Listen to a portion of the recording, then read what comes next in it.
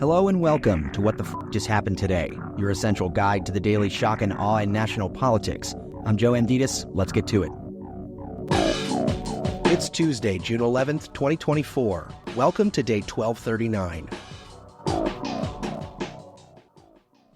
Judge Aileen Cannon denied convicted felon Donald Trump's effort to dismiss his classified documents case, but she did agree to delete a paragraph in the federal superseding indictment that alleges he mishandled classified materials after he left the White House and obstructed attempts to retrieve them.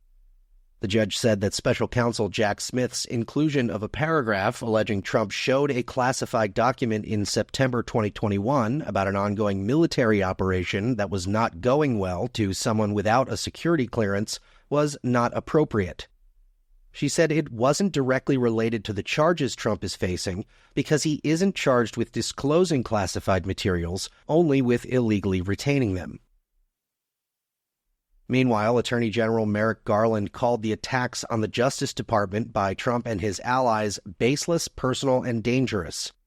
For the second time this month, Garland has publicly pushed back against threats by House GOP members to defund special counsel Jack Smith, who is prosecuting Trump for attempting to overturn the 2020 election and for illegally retaining classified documents and for obstructing efforts to retrieve those documents, as well as conspiracy theories that the DOJ was involved in the Manhattan District Attorney's prosecution of Trump. Garland said the department was facing threats of violence like never before, adding that the continued unfounded attacks against the Justice Department's employees are dangerous for people's safety. They are dangerous for our democracy. This must stop. In a letter to House Republicans, the Justice Department said it had found no emails between DOJ leadership and DA Alvin Bragg's office about any Trump case, calling it conspiratorial speculation.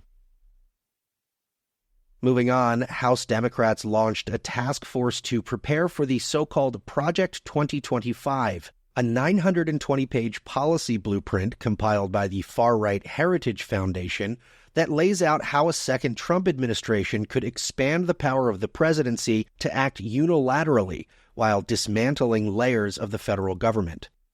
At its core, Project 2025 proposes purging thousands of civil servants and replacing them with Trump loyalists. Jared Huffman, one of the lawmakers spearheading the Stop Project 2025 task force, said this stuff is going to be coming at us at light speed, and if we are on our heels and reacting to it, we could lose our democracy. He added, so we're going to need to be ready to confront it in real time, and those plans need to begin now. The stakes just couldn't be higher. Moving on, a federal judge ruled that Florida cannot prohibit transgender minors from receiving gender-affirming care. Judge Robert Hinkle said the state's policies were unconstitutional because gender identity is real and that a widely accepted standard of care includes puberty blockers and hormone treatments. The judge added that transgender opponents are, of course, free to hold their beliefs, but they are not free to discriminate against transgender individuals just for being transgender.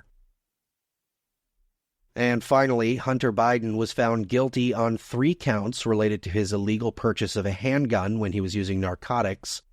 Hunter Biden, a private citizen who has never sought elected office or been part of a presidential administration, is the first child of a sitting president to be convicted of a crime.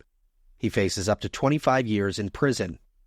The charges were brought by special counsel David Weiss, who was appointed by Trump after a plea deal fell apart in the courtroom last July. Weiss said he brought the case because nobody is above the law, and Trump, who has continued to falsely claim that his own conviction on 34 felony counts of election interference involving falsified business records to conceal a hush money payment to a porn star, was rigged, and that this is all done by Biden and his people. And he again suggested without evidence that Hunter Biden's guilty verdict was a distraction from the real crimes of the Biden crime family. Joe Biden, meanwhile, said he will respect the judicial process as Hunter considers an appeal. Earlier this month, Biden said he would not pardon his son. That's all for now. You can find the links and sources for all of these stories on the main website. And as always, visit whatthefjusthappenedtoday.com for the latest news and headlines. Until next time, I'm Joe Amditis.